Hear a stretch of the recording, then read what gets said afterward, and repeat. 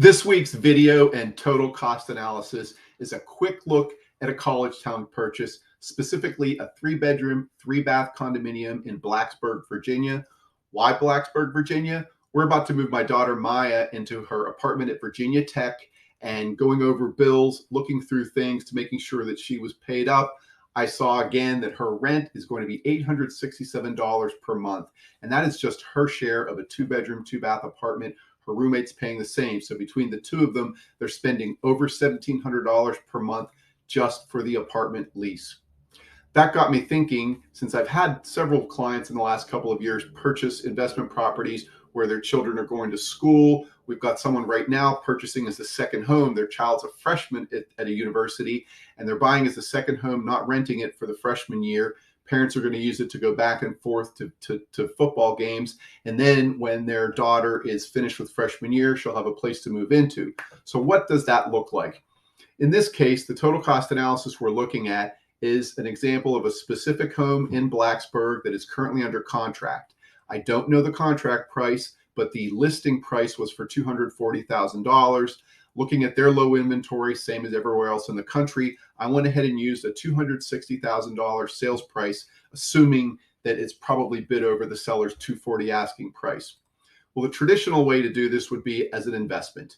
20% down, condominium purchase, $208,000 loan amount, current interest rate 3.875%, 3.986 APR. You've got a payment of $1,293, including real estate taxes, homeowners insurance, and condo dues. Now, if the girls right now are spending $700, $800 each, obviously a $1,200 mortgage for a 3-bedroom is a no-brainer.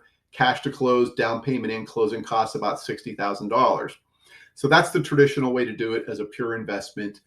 Another way to look at it is if your child has good credit, they could potentially be the primary borrower, and instead of doing an investment loan, do a primary occupancy loan with parents co-signing as non-occupant co-borrowers.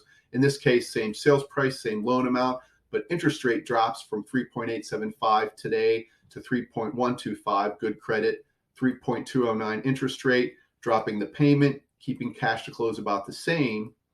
But at the same time, as a primary owner, as a primary occupant, you can look at other down payment options. For instance, 10% down, greatly reducing cash to close, keeping a great interest rate, payment goes up a little bit, or even a 5% down primary occupant loan. Again, loan amounts higher, interest rates great, payment goes up a bit, still much less than many college students are paying for rent, considering this is a 3-bedroom. So if the owners of this home had 3 college students living there, each of them paying $500 a month, easily wipes out the mortgage. And typically what I'm seeing in different college towns is going to be different. $500 is probably extremely low. $600, $700, $800 would be more the norm. Again, great mortgage, much less cash to close. So just a good example of something to think about, especially if you've got a rising freshman.